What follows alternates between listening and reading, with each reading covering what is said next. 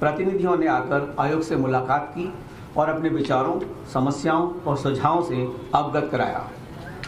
आयोग ने उनके द्वारा बताए गए बिंदुओं का संज्ञान लिया और इसके बारे में मैं आपको विस्तार से भी बताना चाहूँगा बाद में। आयोग द्वारा राजनीतिक दलों के साथ बैठक के पश्चात सर्वप्रथम सारे ही जिला मजिस्ट्रेट, डिस्ट्रिक्ट इलेक्शन ऑफिसर्स, सभी एसपीज, डीआईजीज, पुलिस कमिश्नर्स जो 73 जिले के हैं यहाँ पर, सभी के साथ मीटिंग की और उनको आयोग के बारे में, आयोग के मोटो के बारे में समझाया गया और उनसे उनके ज़िले के बारे में तथा लॉ एंड ऑर्डर के बारे में पूछा गया और विस्तृत जानकारी ली गई।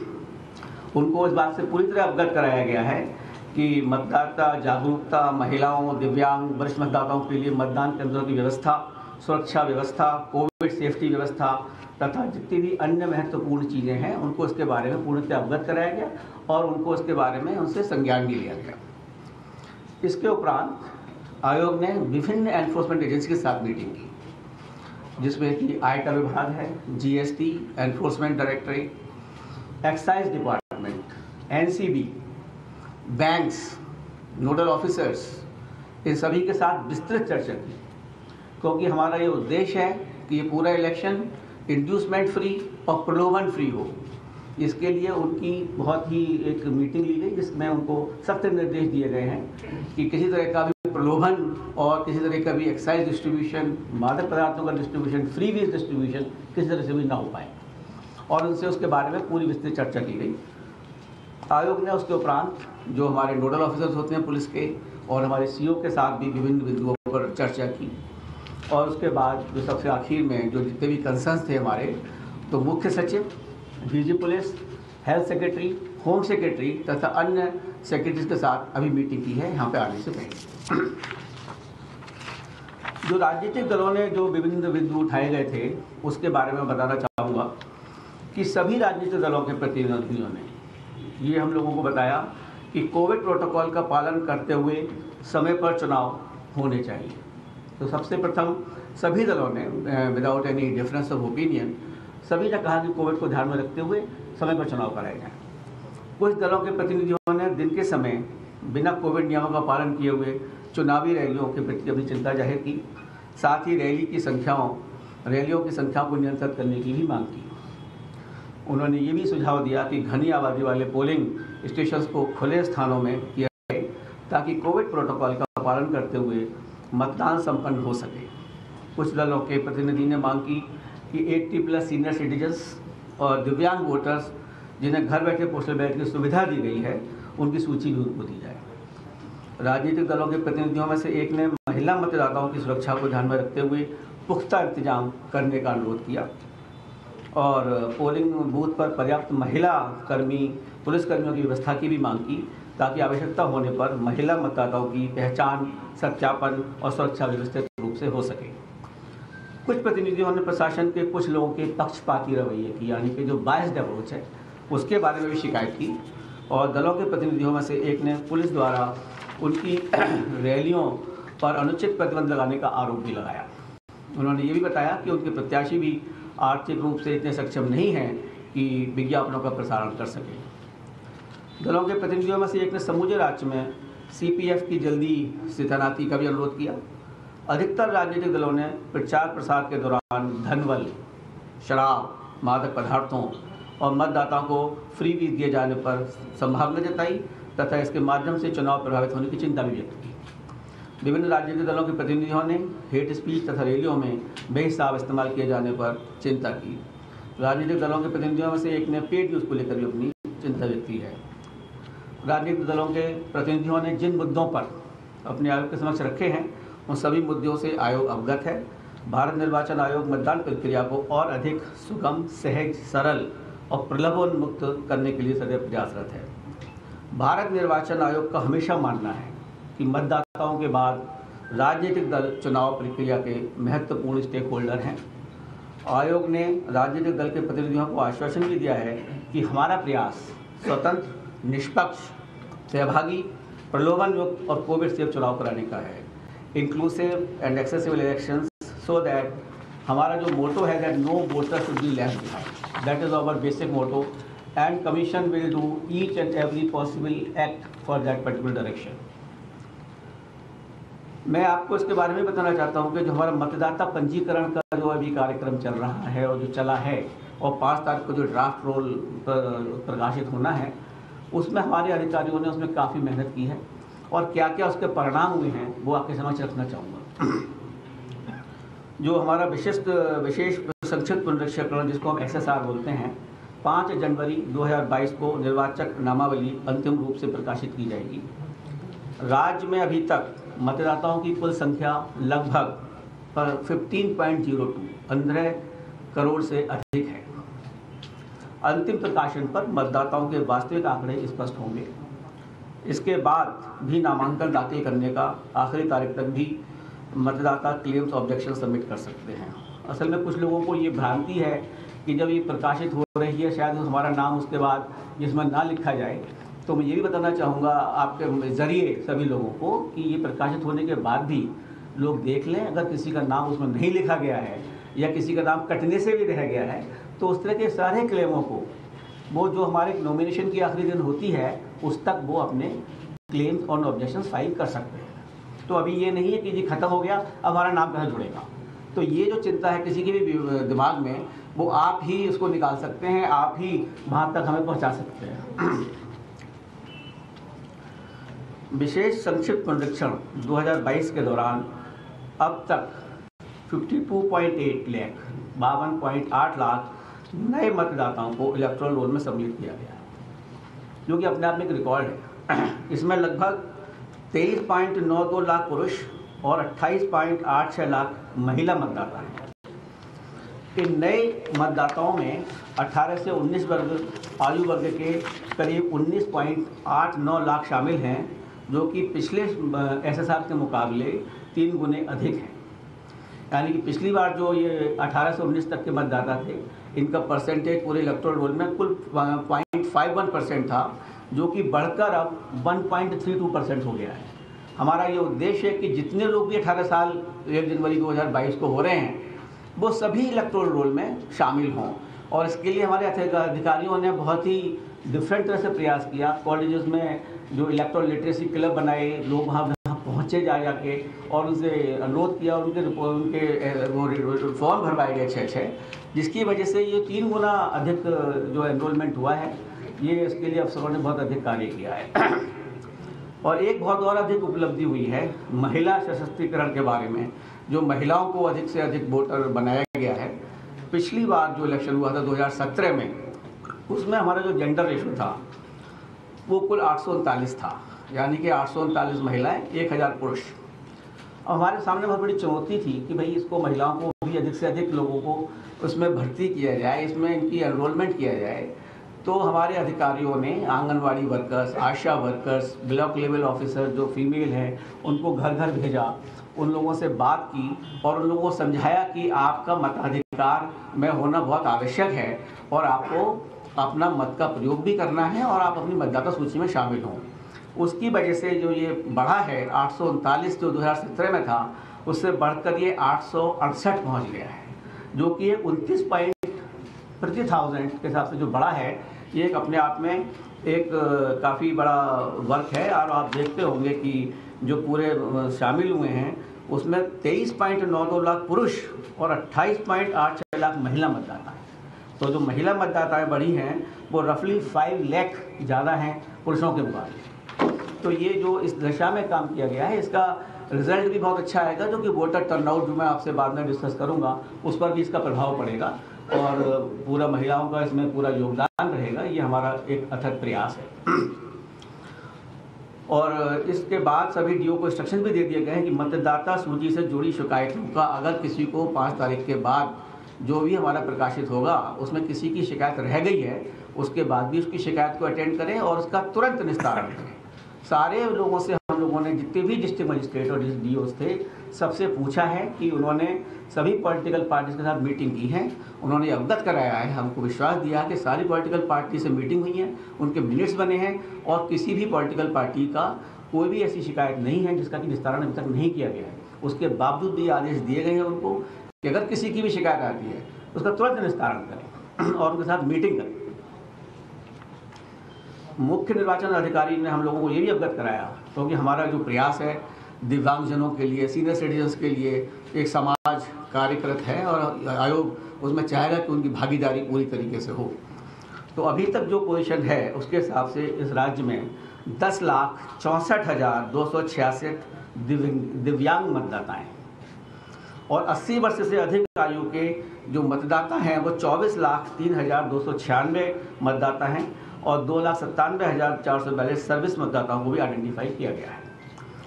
सभी मतदान पूरी तरीके से एक्सेसिबल होंगे, जहां पर हमारे दिव्यांगजनों को कोई परेशानी ना हो, जहाँ हर तरह से सुविधा दी जाएगी जिससे कि वे सहजता से मतदान कर सकें। ये हमारा दायित्व है कि जो हमारे बुजुर्ग हैं और जो हमारे दिव्यांगजन हैं उनको हम मतदान के लिए प्रेरित करें और उनको अधिक से अधिक मतदान कराएं। हमारे इस प्रयास से अभी जो एक राज्य में इलेक्शन हुआ था, मैं आपको बताना चाहूँगा कि उसमें 90% जो दिव्यांगजन थे उन लोगों ने वोट दिया था। तो एक अपने आप में एक मिसाल है और हम चाहेंगे कि वो मिसाल हमारे इस राज्य में भी पूरी तरह से चले। और आपको जानकर खुशी होगी कि इस प्रदेश में पहली बार 80 वर्ष से अधिक आयु वर्ग के वरिष्ठ नागरिकों को, दिव्यांग मतदाताओं को और कोविड अफेक्टेड मतदाताओं को आयोग घर द्वारा घर पर ही बैठे हुए पोस्टल बैलेट की ऑप्शनल सुविधा प्रदान करेगा। मतलब कि आपकी इच्छा है, हम जो आपको चाहते हैं कि आप आए हमारे पोलिंग स्टेशंस पे, जो कि पूर्णतः आपके लिए सुरक्षित हैं, उसके बावजूद भी अगर कोई लोग नहीं आना चाहते, जैसे 80+ के आदमी हैं, अगर वो नहीं आना चाहते हैं तो ECI will go to their doorstep. ECI is at the doorstep of these senior citizens, of these divyang persons and these persons who are absolutely COVID affected. We will go to their home. लेकिन इसमें पूर्णतः पारदर्शिता बढ़ती जाएगी। कुछ political parties का थोड़ा सा कंसर्न था। मैं बताना चाहूँगा कि जो लोग भी इस तरह से अपने फॉर्म भरेंगे और जो इसमें आना चाहेंगे कि हम घर से ही वोट देना चाहते हैं, उनका नाम पॉलिटिकल पार्टीज को दिया जाएगा। जो हमारी टीम जाएगी उसकी वीडियोग्राफी होगी, टाइम बताया जाएगा। और ये भी मेंटेन किया जाएगा सीक्रेसी डिस्टर्ब ना हो, because ultimately it has to be secret ballot. So secrecy maintain रहे, लेकिन साथ में पारदर्शिता हो और निष्पक्षता हो। ये एक बहुत बड़ी चीज़ है और चुनौती है जिसको कि हम लोग पूरा करेंगे और सभी लोगों को उसमें हम लोगों का सहयोग देना चाहिए कि अगर हम उनके घर पर जा रहे हैं, पहली बार इस तरह की सुविधा दी जा रही है। हालांकि बहुत से लोगों ने इसको नहीं लिया और उन्होंने कहा चूँकि ये तो एक पर्व है और हम लोग जाना चाहेंगे बूथ पर। तो जो हम लोगों ने बिहार में इस तरह से सबसे पहले शुरू किया था, तो वहाँ पे कुल 3% लोगों ने कहा कि हम आपको घर बैठे बैठे हम इलेक्शन करेंगे, बाकी लोग तो सब बूथ पर ही आए थे। तो इस तरह से यहाँ पर भी हम चाहेंगे जो लोग फॉर्म भरेंगे उसकी विधिवत सूचना दी जाएगी पॉलिटिकल पार्टीज़ को और उनको पूरी तरीके से, जो मेरा एक सुझाव है हमेशा कि DCI is at your ECI is at your doorstep. तो ये इसके द्वारा हम चाहेंगे कि मतदान इसी तरीके से हो और उन लोगों को हम मतदान में भागीदारी बना सकें। अब मैं आपको मतदान केंद्र और मतदाताओं की सुविधा के बारे में बताना चाहूँगा। कोविड को ध्यान में रखते हुए पहले जो हमारे बूथ थे वो 1500 लोगों के ऊपर एक बूथ बनाया जाता था। हमने इसको घटाकर 1250 कर दिया है और इसलिए ऑन एन एवरेज 860 लोग एक बूथ के ऊपर बनाए गए हैं। इससे हमारी जो पोलिंग बूथ की संख्या है वो 11,000 बढ़ चुकी है ऑलरेडी। तो इसके कंसिक्वेंस में जितना स्टाफ वगैरह लगाना होता है वो भी बढ़ गया है, जिनके लिए ज़्यादा लोग लगाए जाएंगे। तो हमारे बूथ जो हो गए हैं वो 1,74,351 मतदान स्थल हैं और इस तरह के बूथ हमारे जो बढ़ाए गए हैं वो 11,000 हैं। सभी DOs को हम लोगों ने निर्देश दिए हैं कि जहाँ पर भी पोलिंग स्टेशंस किसी भी लोकेशंस पे अगर 5 पोलिंग बूथ हैं तो वो खुद जाकर उसकी समीक्षा करें, खुद जाकर देखें कि वहाँ पर पूरी तरीके से सब भीड़ को मैनेज करने की व्यवस्था है या नहीं है, एग्ज़िट और एंट्री पॉइंट प्रॉपर हैं या नहीं है, बैठने की व्यवस्था प्रॉपर है या नहीं है। तो इस तरह से वो स्वयं खुद जाकर देखें। कहीं कहीं जहाँ पर हैं 10-10 पोलिंग स्टेशन भी हैं एक पर्टिकुलर लोकेशंस पे, जहाँ बहुत बड़े बड़े ग्राउंड्स हैं, बहुत बड़े बड़े कॉलेजेस हैं, but we have seen these officers will go themselves verify that proper arrangements are made. और ये हमारा चुनाव आयोग बिल्कुल इसके लिए प्रयासरत है कि सभी पोलिंग बूथ्स पर assured minimum facilities will be provided, meaning there by that सभी पोलिंग बूथ्स पर पानी की व्यवस्था, शौचालय की व्यवस्था, बैठने की व्यवस्था, बिजली आपके लिए और दिव्यांगजनों के लिए एक जेंटल रैंप की व्यवस्था। हर जगह जो हमारे पोलिंग बूथ होंगे रैंप की व्यवस्था की जाएगी, जिससे कि व्हील चेयर की व्यवस्था की जाएगी और वॉलंटियर्स की व्यवस्था की जाएगी और उनको पिक एंड ड्रॉप की फैसिलिटी भी फ्री में दी जाएगी। जो भी आना चाहते हैं वो अपनी PWD ऐप है उस पर भरें या वैसे भी हमें सूचित करें और हमारा कमीशन उसके लिए खुद सारी व्यवस्थाओं की अरेंजमेंट करेगा और दिव्यांगजन जिससे कि अपना वोट सुचारू रूप से कर सके। राज्य में 4030 मॉडल मतदान केंद्र बनाए जाएंगे, मतलब प्रत्येक असेंबली कंस्टिट्यूएंसी में लगभग 10 आइडियल पोलिंग बूथ होंगे, जिसमें कि बहुत अच्छी तरीके से जो भी स्पेस और जो भी होगा उसको दिखाया भी जाएगा, उसको करा जाएगा, so that everybody should see that what is the model this thing. और वुमेन पार्टिसिपेशन के लिए हम चाहते हैं कि महिला सशक्तिकरण पर, जैसे पहले बताया मैंने आपको, एक प्रॉपर अफेक्ट आना चाहिए, उनको इस भागीदारी में एक फीलिंग आनी चाहिए कि स्ट्रेंथ इज सेम। इस प्रदेश में कम से कम 800 all women manage polling station बनाए जाएंगे। 403 हमारी कंस्टिट्यूएंसीज हैं, लेकिन हम चाहते हैं कि कम से कम 800 ऐसे पोलिंग स्टेशन होंगे जिसमें पूरे कर्मचारी महिलाएं होंगी और सुरक्षा कर्मचारी भी महिलाएं होंगी। आपने शायद नीचे आने से पहले कुछ स्वीप की जो एक्टिविटीज़ नीचे हो रही थी वो शायद नीचे देखी होंगी आप लोगों ने कि किस तरह से हम लोगों ने प्रयास किया है लोगों को बताने का कि महिला बूथ किस तरह से बनते हैं और दिव्यांगों को हम किस तरह से इसको मैनेज करेंगे। उस तरह की चीज़ें शायद आप लोगों ने देखी होंगी और उसको जिन्होंने नहीं देखी हो वो देखें कि हमने नीचे एग्जीबिशन जो लगाई हुई है थोड़ी सी उसको आप देखें, जिससे कि इसका प्रचार प्रसार आपके माध्यम से मैक्सिमम हो पाएगा। हम सब तक नहीं पहुंच सकते, लेकिन आपके द्वारा हम 15 करोड़ मतदाताओं तक जरूर पहुंच सकते हैं, ये मेरा पूर्ण विश्वास है। कुछ लोगों ने ये शंका व्यक्त की थी जब हम लोगों ने पूछा कि भाई ये पोलिंग परसेंटेज वगैरह क्यों कम है, तो कुछ ने कहा कि शायद कुछ मतदाताओं ने कि हम पे एपिक कार्ड कहीं खो गया है शायद इसलिए हम वोट डालने नहीं गए। मैं बताना चाहूँगा कि एपिक कार्ड के अलावा 11 ऐसे दस्तावेज और हैं जिनके प्रूफ के द्वारा उनकी पहचान की जाएगी और अगर उनके पास मतदाता एपिक कार्ड नहीं भी है तो उनके जरिए वो जा सकते हैं वहाँ पे और उनको वोट डालने का अधिकार पूर्ण दे दिया जाएगा। जैसे पैन कार्ड है, पोस्ट ऑफिस द्वारा जारी पासबुक है, मनरेगा कार्ड है और आपका आधार कार्ड है। इस तरह के कई 11 हमारे दस्तावेज हैं जिनके थ्रू वो जा सकता है और कोई ये मतलब फील ही ना करे कि मेरा नाम अगर सूची में है और मुझ पर एपिक कार्ड नहीं है तो मतदाता मैं कार्ड अपना उपयोग नहीं कर पाऊँगा, क्योंकि सबसे इम्पोर्टेंट चीज़ है अब वोट डालना। उसके लिए सब हमारा आयोग जो भी संभव प्रयास होगा उसमें कहीं पीछे नहीं हटेगा और अगर आपको भी कोई सजेशन देने होंगे तो आप हमें भेजें और हम चाहेंगे कि हमारे इस प्रदेश का टर्नआउट भी बढ़े, वो भी बहुत आवश्यक है, जिसके बाद मैं आपको बताना चाहूँगा। जैसे कि 2019 के चुनावों से भी हो रहा है, इस बार भी उत्तर प्रदेश में सभी बूथों पर EVM VVPAT सभी बूथों पर लगाई जाएगी और ऑनरेबल सुप्रीम कोर्ट के आदेशानुसार हर असेंबली कंस्टिट्यूएंसी में कम से कम 5 पोलिंग स्टेशन की VVPAT स्लिप्स को EVM काउंट से मैच किया जाएगा।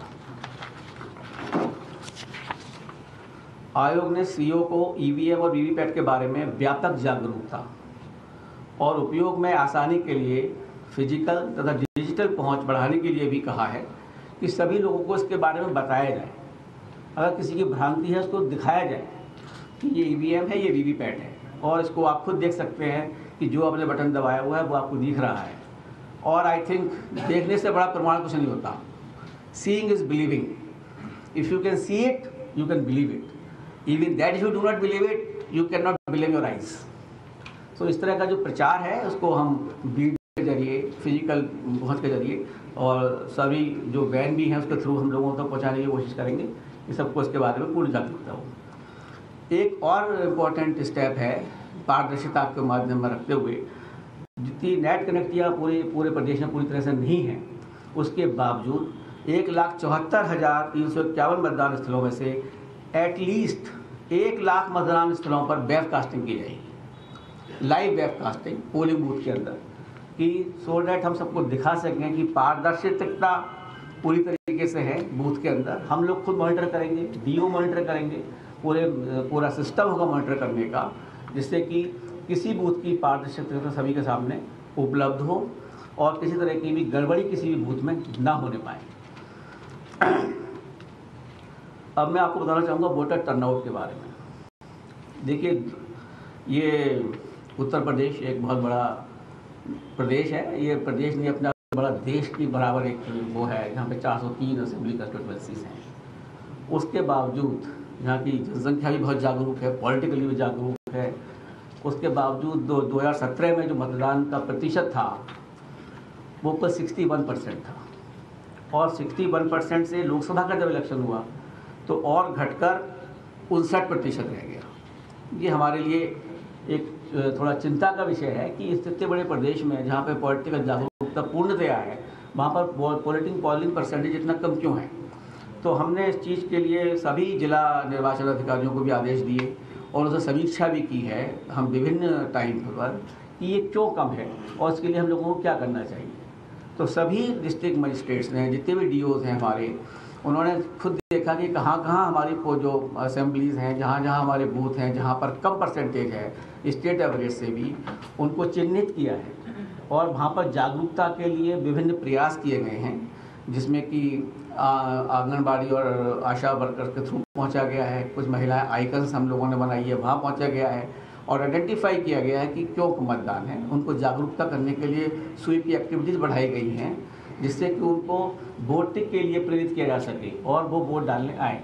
और जैसा मैंने बताया कि ऑलरेडी हमने महिलाओं को और युवाओं को इस बार काफ़ी हद तक इसमें इन्वॉल्व किया है, तो इसलिए हमें उम्मीद है कि उनके भागीदारी के द्वारा जितने अवेयरनेस प्रोग्राम चलाए जाएंगे वो उसमें भागीदारी करेंगे और जो ये परसेंटेज वोटिंग परसेंटेज का है ये बढ़ना चाहिए। और मैं चाहूँगा कि आप लोग भी इस दिशा में प्रयास करें कि मतदाता का जो मताधिकार मिला है उसको हम खाली 61% लोग यूज़ कर रहे हैं। ये एक ऐसा देश था जहाँ पर आज़ादी के फ़ौरन बाद सभी 18 वर्ष से लोगों को ऊपर कोई मतदान प्राप्त हो गया था, सारे एडल्ट लोगों को।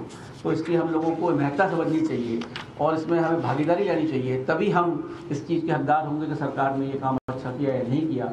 वरना अगर 60% मतदान रहेगा तो ये काफ़ी कम है, जो कि इस स्टेट को बढ़ाना पड़ेगा। और हमारे सारे प्रयास होंगे इसमें, बूथ की अवेयरनेस, पोलिंग की अवेयरनेस, लोगों की अवेयरनेस, पूरी स्वीप एक्टिविटीज़ जो हमारी होंगी वो इसके ऊपर चलेंगी। अब मैं आपको बताना चाहूँगा कोविड प्रोटोकॉल के बारे में, क्योंकि ये एक अचानक एक नया आयाम जुड़ गया है, जो कि अभी तक लग रहा था कि कोई कोविड की प्रॉब्लम नहीं है। और अभी मैं यहाँ पर आने से पहले कमीशन ने हेल्थ सेक्रेटरी से भी बात की और मुख्य सचिव से भी बात की इसके बारे में। तो जो आज बताया गया हम लोगों को कि यहाँ पर 86% लोगों को यूपी में पहली डोज लग चुकी है वैक्सीनेशन की और 49% लोगों को सेकंड डोज भी लग चुकी है, यानी कि रफली 50% लोग यहाँ पर फुल्ली वैक्सीनेटेड हैं। और ये भी हमें आश्वासन दिया गया है कि 15-20 दिन के अंतर्गत सभी एलिजिबल लोगों को और जो यहाँ पर अवेलेबल हैं उनको पहली डोज सबको लग जाएगी। हम लोगों ने आदेश दिए हैं कि इसको फ़ौरन ही कार्यवाही की जाए और वैक्सीनेशन को बढ़ाया जाए, जिससे कि जल्दी से जल्द एटलीस्ट 100% लोग should be absolutely with A first dose and all eligible should be given the second dose also. And जो यहाँ पर मैंने ओमाइक्रोन के केस के बारे में भी समीक्षा की कि पूरे यूपी में कितने केस आए हैं, तो मुझे मालूम पड़ा कि केवल 4 केस अभी तक यहाँ आए हैं। उसमें से 3 लोग तो ठीक होकर वापस भी चले गए हैं, वो लोग बाहर से ही आए थे एंड नोएडा, गाजियाबाद, मेरठ की उसमें थे, एक रायबरेली में था। तो वो लोग 3 तो ठीक भी होकर वापस चले गए, वो निगेटिव हो चुके हैं। एक शायद अभी कल परसों में कोई आया है, उसको ये लोग देख रहे हैं। तो ऐसा यहाँ प्रदेश के अंदर माइक्रोन का कोई ओमाइक्रोन का ज़्यादा इफेक्ट अभी तक नहीं है। उसके बावजूद भी इन लोगों को हम लोगों ने पूरी तरीके से ये बता दिया गया है कि कोविड को देखते हुए, और हमने इसके बारे में यूनियन हेल्थ सेक्रेटरी से भी चर्चा की थी यहाँ पर आने से पहले। We had already met the health secretary of union of India और उनसे भी इसके बारे में पूरी चर्चा करी थी कि Covid vaccination in 5 poll bound state में बढ़ाना ही पड़ेगा और it has to be expedited. Simultaneously we have also directed them that all polling officials who will be on the duty will be absolutely fully vaccinated। 100% vaccination वही लोग होंगे जो duty पर लगाए जाएंगे और जो हमारे पोलिंग ऑफिशियल्स हैं उनको फ्रंट लाइन वर्कर का दर्जा दिया जाएगा और उसके लिए आदेश जारी हो चुके हैं, और जो भी एलिजिबल होंगे उनको बूस्टर डोज का भी प्रावधान किया गया है और वो उनको प्रायोरिटी पर दी जाएगी। कोविड के दृष्टिगत भी जो सभी चीज़ें आवश्यक हैं वो हर पोलिंग बूथ पर होंगी। हमारा हर polling booth covid compliant behaviour के साथ वर्क करेगा। सभी डीओस को निर्देश दिए गए हैं और लोगों ने सामग्री जितनी भी है, जैसे थर्मल स्कैनर हैं, मास्क हैं, सैनिटाइजर्स हैं, they have already been under the process of procurement, and each and every voter who comes to the polling stations will be provided these facilities also, and इन लोगों के social distancing का भी पूरा ध्यान रखा जाएगा। इसीलिए सारे डीओस को कहा गया है कि खुद जाकर देख कर आएँ। इसीलिए पोलिंग स्टेशंस का जो नंबर है वो बढ़ाया गया है और लोगों को जो है कम किया गया है। और इसके अंतर्गत ही मैं एक चीज़ और कहना चाहूँगा जो मैं आपके थ्रू बताना भी चाहता हूँ। अभी तक कमीशन ने ये डिसीजन लिया है कि पोलिंग टाइम का भी 1 घंटे बढ़ाया जाएगा। तो अभी तक यहाँ पर 8 से 5 तक था, उसको 1 घंटा बढ़ा दिया जाएगा, जिससे कि सोशल डिस्टेंसिंग अगर हम मेंटेन करते हैं और थोड़ा ज़्यादा टाइम लगता है तो उसको भी उसमें संज्ञान में लिया जाएगा और ये 1 घंटे का टाइम अक्रॉस द स्टेट बढ़ा दिया जाएगा, एक्सेप्ट जहाँ LWE अफेक्टेड एरियाज हैं उसको ध्यान में रखते हुए बाकी पूरे स्टेट में 1 घंटे का टाइम सबको बढ़ा दिया जाएगा। और राज्य, जिला और विधानसभा के स्तर पर भी हेल्थ नोडल ऑफिसरों को भी नामांकित कर दिया गया है। सारे हेल्थ नोडल ऑफिसर्स को नामांकित किया गया है। They will be responsible for the district at every booth level also. There will be nodal officer of health who will ensure that all polling booths are fully sensitised. और उनका जो पूरा sanitisation है वो भी प्रॉपर है।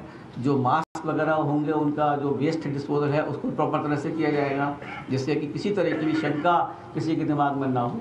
और proper communication भी किया जाएगा कि हमारे बूथ जो है वो प्रॉपरली मैनेज्ड हैं, सैनिटाइज्ड हैं, आप अपना वोट इसमें आकर कर सकते हैं। कानून और व्यवस्था प्रबंधन के लिए डीजी पुलिस और होम सेक्रेटरी से डिटेल्ड वार्ता हुई है और सारे एसपीस, डीआईजीस एंड पुलिस कमिश्नर से इसके बारे में पूरी चर्चा हुई है कल की मीटिंग में। एंड उनको जो भी कंसर्न्स थे पॉलिटिकल पार्टीज़ के कि भाई you can not be biased, that message has gone very deep to the persons. They will have to be with a uniform pattern of behavior to all parties. They cannot be biased for as far as the elections are concerned, so that every political party will have to be given a level playing field. Nobody can favor the one party at the cost of any other party. और इसके अंतर्गत जो हमारे commission के आदेश होते हैं कि जो भी अधिकारी 3 साल से ऊपर किसी भी इलेक्शन प्रोसेस में जो लोग लगे हुए हैं और वो 3 साल से अधिक किसी जगह पोस्टेड हैं, उनका ट्रांसफ़र किया जाएगा।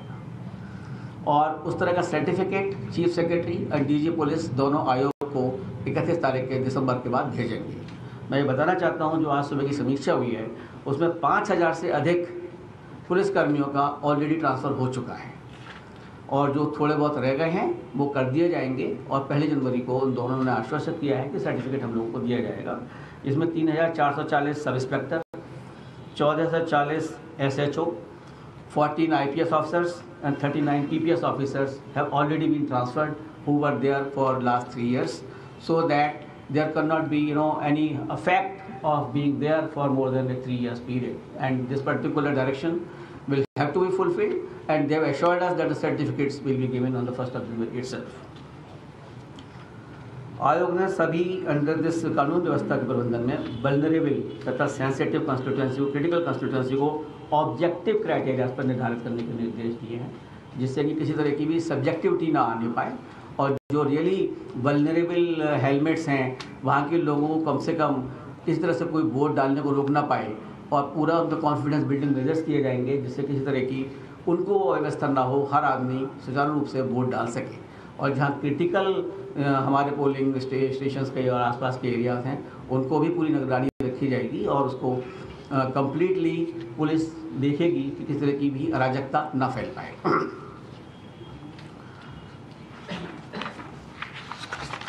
सभी सीमा चौकियों पर 24 घंटे CCTV निगरानी कैमरों से रखा जाएगा। अनैतिक गतिविधियों को रोकने के लिए मजबूत सीमा जांच के लिए विस्तृत योजना तैयार की जाएगी। निर्देश दिया है कि राज्य पुलिस की सीमावर्ती राज्यों के समकक्षों के साथ नियमित बैठक की जाए और सीजस की वीकली रिपोर्ट समीक्षा करें। सभी जो हमारे राज्य से लगे हुए राज्य हैं और इंटरनेशनल बॉर्डर्स हैं, सभी को ये निर्देश दिए गए हैं कि जो दूसरे राज्यों के समकक्ष अधिकारी हैं up to the chief secretary level, they will have a meeting and they will ensure that those persons cannot infiltrate through the borders of the other states to create any nuisance into the poll processes of this particular state. मैं आपको एक app के बारे में बताना चाहूँगा जिसमें कि देखिए कोई भी प्रक्रिया हो, अगर जन भागीदारी नहीं है तो वो कोई भी चीज़ सफल नहीं हो सकती। और उसके लिए आयोग ने एक सी विजिल ऐप का वो किया है, उपयोग किया है, जिसमें कि सी विजिल मैं चाहूँगा कि सभी लोग इसको डाउनलोड करें और जन भागीदारी से इसको यूज़ करें। उसमें क्या है कि अगर कहीं पर भी कोई एमसीसी का वायलेशन हो रहा है या कोई अनैतिक चीज़ हो रही है या कोई डिस्ट्रीब्यूशन ऑफ मनी और लिकर हो रहा है, किसी तरह से भी अगर कोई उसका फ़ोटो या इन्फॉर्मेशन उसको खाली अपलोड करना है, उसमें फ़ोटो खींचना है या इन्फॉर्मेशन लिखनी है और अपलोड करके भेज देना है। नाम लिखना चाहे उसकी इच्छा, नाम ना लिखना चाहे उसकी इच्छा। Within 100 minutes, our team will reach over there. That will inquire what is happening, as suitable action will be taken. कुछ स्टेट ने इसको बहुत अच्छी तरह से यूज़ किया, तो जिससे कि एमसीसी का वायलेशंस या कोई इस तरह की प्रलोभन युक्त चीज़ें जो भी कुछ हुई, उसको फ़ौरन हम लोगों की टीम पहुंची और उसको फ़ौरन कार्यान्वित किया गया। तो इस स्टेट ने भी, मैं चाहूँगा, केरला ने इसको यूज़ किया बहुत अच्छी तरीके से और फ़ौरन इसमें एक्शन लिया गया। तो बाकी लोग भी सचेत हो जाते हैं कि भाई हमें कोई देख रहा है और जन भागीदारी है, मतलब common man will download it, take a photograph, it will send it. It makes a lot of difference. And I would like that youngsters who are very good in app, unlike me, they can definitely use it faster and they can help the Election Commission of India to make it, more vigilant. Until unless you are vigilant, I think we are not fit persons for that. So society will have to be vigilant. The persons will have to be vigilant. Everything cannot be left to the officers and commission. तो मैं चाहूँगा कि जन भागीदारी इसमें पूर्णतया हो इस स्कीम में, तभी हम इसको बिल्कुल निष्पक्षता से इलेक्शंस को करा पाएंगे। निर्वाचन व्यय के निगरानी के संबंध में जितने भी एनफोर्समेंट एजेंसीज थी, हमने उन सबसे आपको बात जो मैंने बताया वो हमने की हैं। इनकम टैक्स डिपार्टमेंट ने QRT टीम का आयोजन किया है। इनकम टैक्स डिपार्टमेंट ने जो भी एक्सपेंडिचर सेंसिटिव कंस्टिट्यूएंसीज हैं उनको चिन्हित किया है और उनको निर्देश दिए गए कि जहाँ पर भी ब्लैक कैश मनी कहीं पर भी अगर उसका वितरित होता है उसको तुरंत उस पर कार्रवाई करें और इसके ऊपर एक्शन लें। सिमिलरली एक्साइज डिपार्टमेंट को क्या कहा गया है, excise commissioner including the ADG excise and the police department, कि किसी तरह का भी जो ये लिकर का डिस्ट्रीब्यूशन है ड्यूरिंग इलेक्शंस वो ना हो पाए और अधिक से अधिक उसमें कार्यशीलता बढ़ती जाए, एफिशिएंसी बढ़ाई जाए, सो दैट इस तरह का कोई भी हमें परिणाम ना दिखाई देने को पड़े कि इंड्यूसमेंट के नाम पे शराब बांटी जा रही है। और अगर ऐसी हो रहा है तो हमें सी विजिल पे इंटीमेट भी करें। सब लोग जागरूक होंगे। सी विजिल जब तक यूज़ नहीं होगा ना, ये अधिकारी भी जागरूक नहीं होते। जैसे ही शुरू होगी कहानी कि सी विजिल पे इन्फॉर्मेशन आ रही है, everybody will be absolutely aware that what is to be done. इसी तरीके से ड्रग्स के लिए नारकोटिक्स कंट्रोल ब्यूरो को कहा गया है कि उसको ढंग से व्यवस्थित करें और इंश्योर करें कि चाहे वो बॉर्डर की सीमा। तो आप मुख्य चुनाव आयुक्त सुशील चंद्रा को सुन रहे थे, उन्होंने बाकायदा ब्यौरा दिया कि